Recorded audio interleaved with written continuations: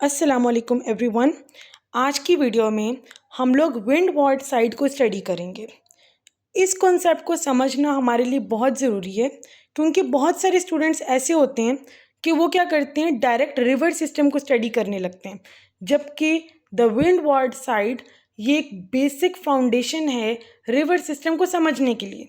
तो हम लोग आज बिल्कुल स्टार्ट से शुरू करेंगे, बिगनिंग को देखेंगे कि रिवर सिस्टम होता क्या है, स्टार्ट कैसे होता है, बारिश कैसे होती है। ईच एंड एवरीथिंग को हम आज की टॉपिक में डिटेल में स्टडी करेंगे।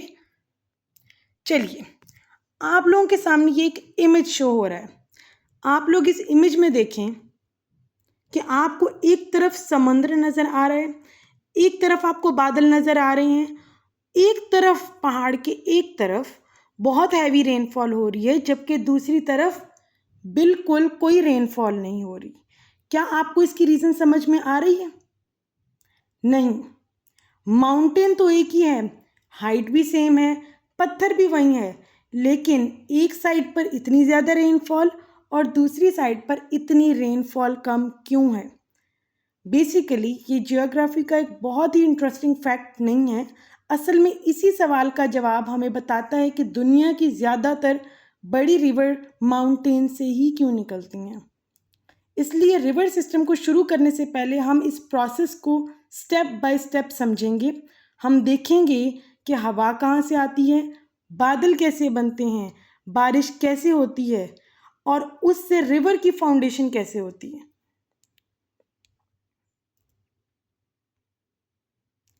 अब आपके सामने एक और इमेज आ गई है। इसमें आप लोग देखें कि आपको प्रिवेलिंग विंड्स नज़र आ रही हैं, ठीक है। आपको एयर नज़र आ रही है, आपको वाटर वेपर्स नज़र आ रहे हैं, आपको मॉइस्ट एयर नज़र आ रही है। लेकिन स्टूडेंट्स को ये सारे कॉन्सेप्ट समझने में बहुत मुश्किल हो जाती है। क्यों? क्योंकि वो बेसिक को स्टडी नहीं करते। तो आइए आपको सबसे पहले स्टार्ट करवाते हैं प्रिवेलिंग विंड से। वो होती क्या है, इसको भी हम लोग एक इमेज के ज़रिए समझेंगे ताकि आपके लिए समझना और ज़्यादा आसान हो जाए। तो आइए चलिए देखते हैं।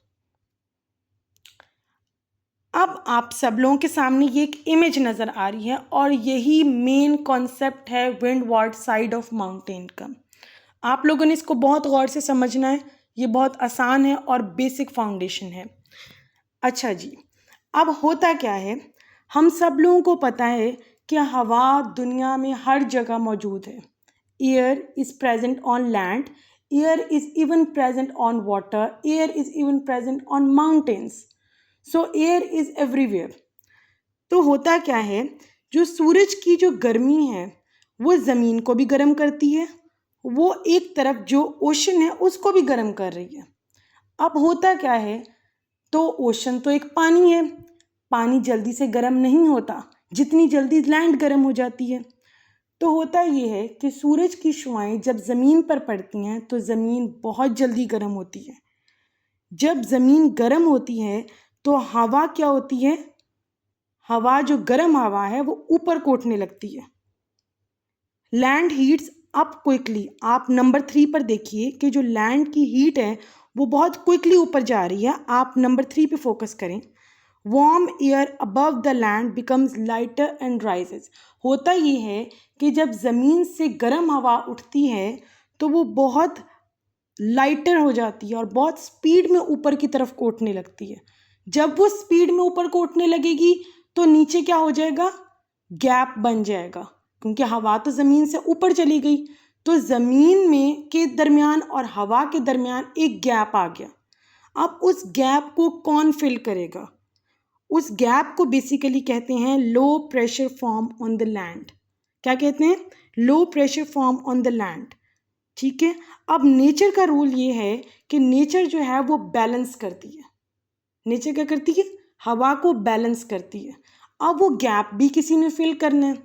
अब होता ये है कि मैंने आपको शुरू में बताया कि हवा तो हर जगह मौजूद है, समुद्र के ऊपर भी मौजूद है, ओशन के ऊपर भी मौजूद है। अब होता ये है कि सूरज की शुआ जब ओशन के ऊपर पड़ती है तो ओशन की जो हवा होती है वो तो ठंडी होती है। अब वो जो ठंडी हवा है वो उस गैप को क्या करेगी, फिल करेगी। क्या करेगी? फिल करेगी। आप नंबर 5 पर देखें, यहाँ पर मेंशन्ड है cool air moves from the ocean to the land, क्योंकि हवा का रूल ये है कि वो हाई प्रेशर से लो प्रेशर की तरफ जाती है। अब मैंने आपको बताया था कि जो गर्म हवा है वो ऊपर को उठ जाती है और जो नीचे की जो एरिया बच जाता है उसको हम क्या कहते हैं? Low pressure. तो समुद्र की हवा बहुत हाई प्रेशर में होती है, वो हाई प्रेशर से किस तरफ जाएगी? लो प्रेशर पे। ठीक है, तो जो गैप था दरमियान में वो क्या हो गया? फिल हो गया। यहाँ तक आप लोगों को बात समझ आ गई? अब सबसे ज़्यादा जो इंटरेस्टिंग फैक्ट है वो अब आप समझिए। अब जो ओशन था उसकी ठंडी हवा ने उस एरिया को तो कवर कर दिया, लेकिन आप सबको इस बात का पता है कि जब सूरज की शुआ समुद्र पे पड़ती है या पौधों पे पड़ती है तो इवेपोरेशन होती है। इवेपोरेशन क्या होती है? बेसिकली एक इनविजिबल भाप होती है, यानी कि जब हम पानी भी गर्म करते हैं तो एक इवेपोरेशन होती है। इसी तरह जब ओशन गर्म होगा सूरज की शुआ से तो ओशन के ऊपर से भी भाप उठेगी। तो जो ओशन के ऊपर ठंडी हवा थी और हवा के साथ जो एक इवेपोरेशन हो रही थी वो भी दरमियान में साथ शामिल हुई है। तो उससे क्या हुआ है? पूरी की पूरी हवा जो है वो एक मॉइस्ट एयर बन गई है और इसी को हम प्रिवेलिंग विंड्स कहते हैं। क्या कहते हैं? Prevailing winds. अब होता क्या है, वो प्रिवेलिंग विंड्स उड़ना शुरू होती हैं। अब जब उड़ना शुरू होती हैं, एक ही डायरेक्शन में जब उड़ना शुरू होती हैं तो उनके सामने क्या होगा? पहाड़। और पहाड़ जो जाहिर बात है उस हवा को रोकेगा क्योंकि उसकी चट्टान तो बहुत बड़ी है। अब होता यह है कि हवा जब प्रिवेलिंग विंड है वो टकराएगी पहाड़ को, तो टकराने के बाद वो कहाँ जाएगी? ऊपर को। जब एयर ऊपर को जाएगी प्रिवेलिंग विंड तो ऊपर का तापमान बहुत ज़्यादा कम होता है। जितना ज़्यादा हम हाइट पे जाते हैं, हायर एल्टीट्यूड पे जाते हैं, तो जो टेम्परेचर है वो डिक्रीज होता चला जाता है। ठीक है, अब वो टेम्परेचर डिक्रीज होने की वजह से वो जो हवा है वो ठंडी हो जाती है और ठंडी हवा जो है वो ज़्यादा देर स्टे नहीं कर सकती। होता ये है कि वो ठंडी हवा छोटे छोटे ड्रॉपलेट्स में तब्दील हो जाती है। छोटे ड्रॉपलेट्स किसको कहते हैं? बारिश के जो छोटे छोटे कतरे होते हैं उसमें कन्वर्ट हो जाती है। ठीक है, यहाँ तक समझ में आ गई? अब वो इतने सारे वाटर ड्रॉपलेट्स जब इकट्ठे होते हैं तो वो किसकी फॉर्म लेते हैं? कंडेंसेशन की। कंडेंसेशन कहते हैं बादल के बनने को। हम क्या कहते हैं? किसको कहते हैं? बादल के बनने को। और उसके बाद क्या होता है? प्रेसिपिटेशन, यानी कि बारिश होती है। अब आपको समझ में आई कि पहाड़ के एक तरफ बारिश क्यों ज़्यादा होती है और दूसरी तरफ क्यों नहीं होती। इसको हम मज़ीद इमेज के ज़रिए समझते हैं। इसको हम एक फ्लो चार्ट के साथ सबसे पहले रिवाइज कर लेते हैं। होता ये है, सूरज की शुआ पड़ी, ज़मीन पर भी पड़ी। ज़मीन पर जब पड़ती है तो ज़मीन बहुत जल्दी गर्म होती है, तो हॉट एयर स्पीड में राइज होती है और नीचे वाला जो एरिया बच जाता है उसको हम क्या कहते हैं? Low pressure area. अब होता क्या है, ओशन की हीट भी आहिस्ता आहिस्ता गर्म होता है। ओशन के ऊपर की जो ठंडी हवा है और साथ में उसके जो इवेपोरेशन होती है सूरज की गर्मी से, वो मिक्स हो जाती है। और जब वो मिक्स होती है तो मैंने आपको बताया था एक मॉइस्ट एयर बनती है और वो मॉइस्ट एयर जो है वो मूव करना शुरू होती है विंडवार्ड साइड पर, यानी कि माउंटेन की तरफ वो मूव करना शुरू होती है। जैसे ही वो माउंटेन की तरफ मूव करना शुरू करती है वो माउंटेन से टकराती है और टकराने के बाद क्या होता है? ऊपर को जाती है। जब ऊपर को जाती है तो टेम्परेचर डिक्रीज होता है। डिक्रीज होने के बाद वो जो मॉइस्ट एयर थी वो ज़्यादा देर स्टे नहीं कर पाती, वो किस में कन्वर्ट हो जाती है? वाटर ड्रॉपलेट्स में। और वो वाटर ड्रॉपलेट्स क्या हैं? बेसिकली कंडेंसेशन है। कंडेंसेशन कहते हैं क्लाउड की फॉर्मेशन को। और उसके बाद हमारी प्रेसिपिटेशन होती है जिसको हम कहते हैं रेनफॉल। होप आप लोगों को यहाँ तक समझ आ गई होगी। ठीक है, अब हम लोग समझते हैं कि जो पहाड़ है, हमने यहाँ तक समझ लिया कि प्रिवेलिंग विंड्स क्या होती हैं, बारिश कैसे होती है। अब आपके सामने ये चीज़ नज़र आ रही होगी कि जो बारिश है उस बारिश के होने के बाइस पहाड़ के ऊपर छोटी छोटी स्ट्रीम्स बन रही हैं। चलिए हम इसकी एग्जाम्पल एक गिलास पानी से लेते हैं कि जब हम पानी का गिलास पोर करते हैं या ज़मीन पर गिराते हैं तो क्या पानी एक ही डायरेक्शन में जाता है? नहीं ना।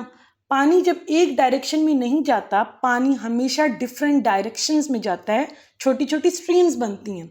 इसी तरह पहाड़ की जो स्लोप होती है वो बहुत रफ होती है। पहाड़ की जो स्लोप होती है वो बहुत ज़्यादा रफ होती है और प्रेसिपिटेशन होने की वजह से पानी छोटी छोटी स्ट्रीम्स के ज़रिए नीचे आता है। जब वो डिफरेंट स्ट्रीम्स के ज़रिए नीचे आता है तो आप नीचे आके देखें, सारी स्ट्रीम्स क्या हो रही हैं? कलेक्ट हो रही हैं और यहीं से हमारे रिवर की फॉर्मेशन होती है। अब आपको यहाँ तक समझ में आ गया कि रिवर हमारे बनते कैसे हैं। अब आपके सामने मैं एक सवाल करती हूँ। आप सोचिए, अगर इस दुनिया में पहाड़ होते ही ना, आप सोचें एक लम्हे के लिए कि अगर इस दुनिया में पहाड़ ही ना होते तो बारिश कैसे आती। तो हम लोग मज़ीद इसको स्टडी करेंगे कि रिवर का सिस्टम कैसे वर्क करता है, रिवर से आगे रिवर का पानी ओशन में कैसे जाता है। इसको डिटेल में स्टडी करने के लिए मैं आपके लिए एक नेक्स्ट वीडियो अपलोड करूँगी। आप लोगों ने उसको लाजमी देखना है ताकि आप लोग आइडियाज़ को मज़ीद से मज़ीद कनेक्ट कर सकें।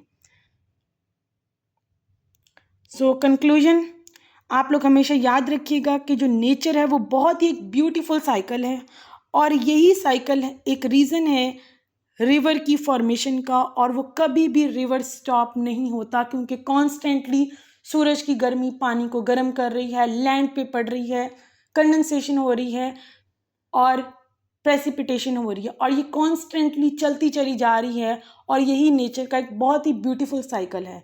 अगर आप सोचें ये माउंटेन ना होते तो हमारे पास रिवर्स की फॉर्मेशन ना होती। Thank you so much.